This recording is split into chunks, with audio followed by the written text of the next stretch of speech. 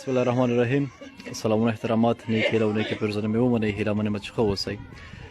دا هم د کابل کیمپ سیمه ده چې د ښار نه تقریبا 20 کیلومتره لرې ده. په دغه ځای کې اوس دغسې هلې ځلې روانې دي د دولت له خوا نه چې په دغه خلکو باندې کورونه چپه کړي. دغه کورونه به نه پوهېږم د په نقشه وي نه به وي، دولت به ورته څه پلان لري نه به لري.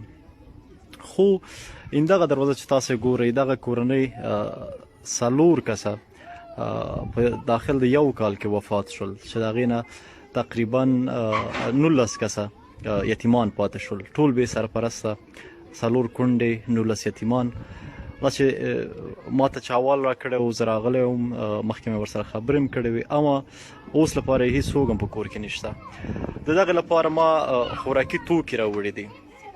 خوراکي توکي مې راوړي دي او په دغه خوراکي توکو کې تقریبا لوبیا دي. د لوبیا هم ځکه ډېر واخیستل چې د دالو په ځای لوبیا ډېره بهتره ده، ځکه هغه دال خو بیا هم ماشومان یا به وخوري یا به ونه خوري. لوبیا ورته راوړل، اوړه دي او تر څنګ نور شیان هم دي ګورو.